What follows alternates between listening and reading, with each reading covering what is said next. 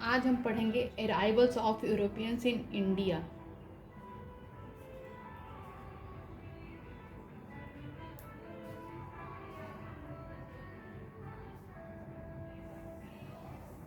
So guys, आज हम अपनी तैयारी को आगे बढ़ाते हुए आज हम मॉडर्न हिस्ट्री की फर्स्ट सबसे बेसिक चीज़ पढ़ेंगे, arrivals of Europeans in India. इसमें होते क्या है कि सबसे पहले पोर्टुगीज आते हैं 1498 में। उसके बाद डचेस आते हैं 1602 में, डचेस जिनको रेजिडेंट्स ऑफ नीदरलैंड कहते हैं। थर्ड नंबर पर आते हैं ब्रिटिश 1608 में। फोर्थ में आते हैं डैनिश जो कि डेनमार्क के रेजिडेंट्स होते हैं।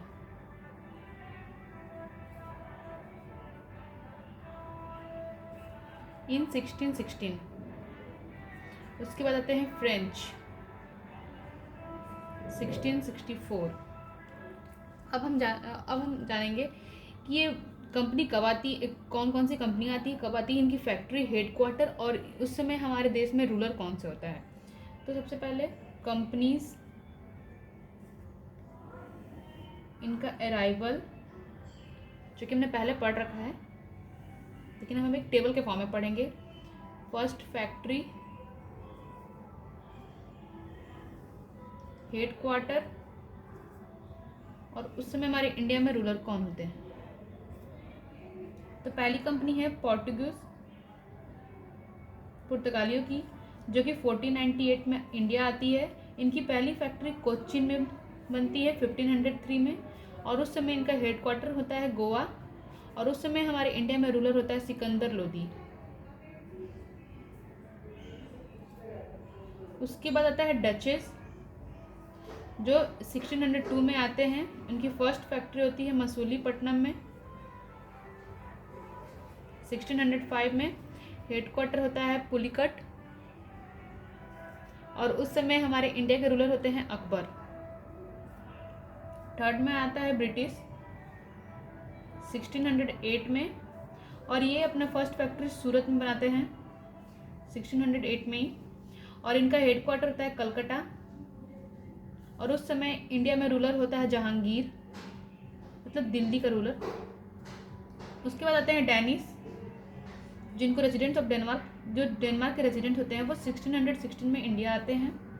उनकी फर्स्ट फैक्ट्री ट्रैंक के पार होती है 1620 में। उनका हेडक्वार्टर सीरमपुर होता है और उस समय रूलर होता है जहांगीर।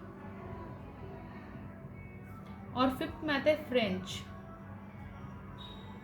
उनकी अराइवल होती है 1664 में। उनकी फर्स्ट फैक्ट्री होती है सूरत में 1668 में। उनका हेडक्वार्टर जो होता है वो उस समय पौंडीचेरी और उस समय का दिल्ली का रूलर होता है औरंगजेब। अब हम पढ़ेंगे पोर्टुगीज के बारे में। पोर्टुगीज जो 1498 में इंडिया आते हैं, ये फर्स्ट होते हैं जो हमारे इंडिया में टोबैको और कैसियो नट्स जैसी चीज़ों को इंट्रोड्यूस करते हैं। First to introduce tobacco, cashew nuts, Gothic architecture,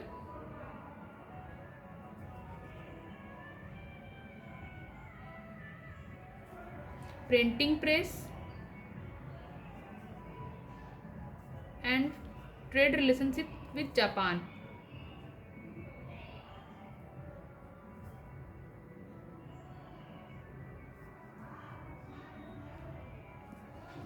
अब हम इन पोर्टुगीज के बारे में एक एक करके पढ़ेंगे। सबसे पहले जो पोर्टुगीज आता है, हम पुर्तगाली आता है इंडिया में, वो है वास्को डी गामा।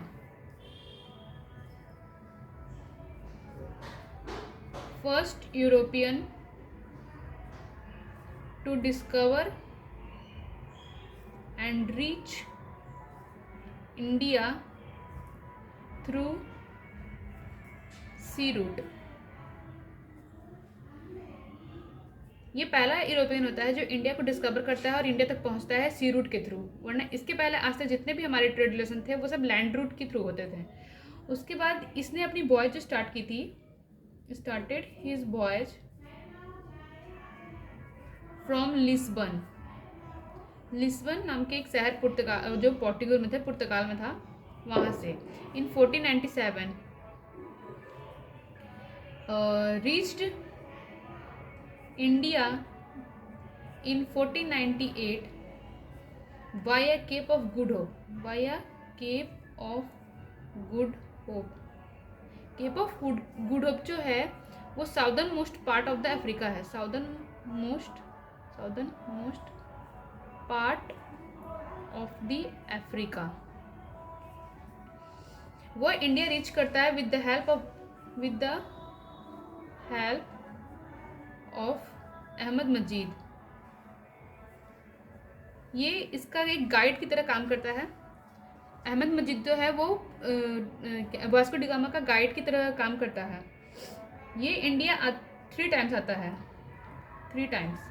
एक 1498 में, एक 1502 में और एक 1524 में। और जब ये 1524 में इंडिया आता है तब ये इसकी मृत्यु यहीं पर जाती है। 1524 में इंडिया में ही जाती है, कोच्चि में। Died in 1524 at Kochi. और कहा जाता है ये मलेरिया की वजह से मर जाता है,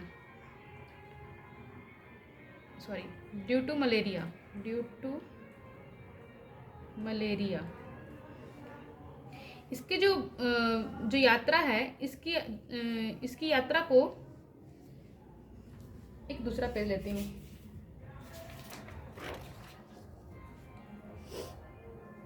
His voyage to India is called Voyage of Discovery. Voyage of Discovery. तो ये इम्पोर्टेंट पॉइंट्स थी। और हाँ, एक बात और, ये जब इंडिया आता है तो ये जो भी व्यापार करना आता है उसे 60 गुना टाइम्स प्रॉफिट करके जाता है। Made 60 times profit from his trade in India. इसके बाद जो पोर्टुगल के बारे में पढ़ेंगे, पुर्तगाली के बारे में पढ़ेंगे, वो होता है फ्रांसिस्को डी अल्मीदा। Francisco de अल्मीदा। ये 1505 में इंडिया में पुर्तगालियों की तरफ से गवर्नर बन के आता है। यानी कि first Portuguese governor of India है। इसने ब्लू वाटर पॉलिसी को अडॉप्ट किया था ताकि ये ट्रेड को कंट्रोल कर सके समुद्र के थ्रू और अपना नेवी पावर को समुद्र में बढ़ा सके। Adopted blue water policy. इसके बाद जो हम पढ़ेंगे वो उसका नाम है Alfonso de Albuquerque. Alfonso de Albuquerque. ये 1509 में पोर्टुगीज गवर्नर बन के इंडिया आता है और इस तरीके से ये second Portuguese governor of India होता है। इसको real founder of Portuguese empire in India कहते हैं। Real founder of Portuguese empire in India. इसने 1510 में गोवा को कैप्चर किया जाता है बीजापुर के रूलर यूसुफ आदिल शाह से। कैप्चर्ड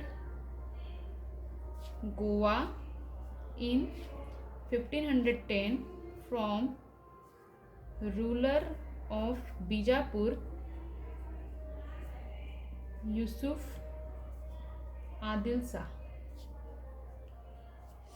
ये फर्स्ट गवर्नर होता है जिसने सती प्रथा को एबॉलिश किया रहता है। फर्स्ट टू एबॉलिश सती। इसने पुर्तगाल और भी मतलब पुर्तगाली सैनिकों को इनकरेज किया था ताकि वो इंडियन से शादी करे और यहाँ पे एक परमानेंट सेटलमेंट बसा सके पुर्तगालियों का और अपने आर्मी पावर को स्ट्रेंथ भी कर सके। ये लिखने वाली बात नहीं है, समझने वाली बात है कि अल्बुकर्क जो था encouraged Portuguese to marry Indians to set permanent settlement and increase military forces. और ruler of Vijayanagar Krishnadevaraya, ruler of Vijayanagar Krishna Deva Raya had given permission to a Portuguese factory at Bhatkal. इसके बाद जो हम पढ़ेंगे वो है नून्हा डी कुन्हा के बारे में। नून्हा डी कुन्हा ये 1529 में पोर्टुगीज गवर्नर बनकर इंडिया आता है। इसके बारे में कुछ ज़्यादा नहीं पढ़ना, बस इतना पढ़ना है कि इसने अपनी कैपिटल को कोचिन से गोवा शिफ्ट किया है 1530 में shifted his capital from Cochin to Goa in 1530। अब हम जानेंगे बैटल ऑफ स्वाली के बारे में। बैटल ऑफ स्वाले जो होता है ये एक नेवल वॉर होता है, मतलब पानी में लड़े का ये युद्ध होता है जो पोर्टुगीज और ब्रिटिश के बीच में लड़ा जाता है सूरत के पास। Is a naval war fought between Portuguese and British near Surat. और इस लड़ाई के बाद इस लड़ाई को ब्रिटिश जीत जाते हैं और पोर्टुगीज हार जाते हैं, जिसके बाद से पोर्टुगीज को इंडिया छोड़ के जाना पड़ता है। तो आपके लिए हमारा सवाल है जिसको आप कमेंट में लिख कर बताइएगा कि when battle of Swally was fought.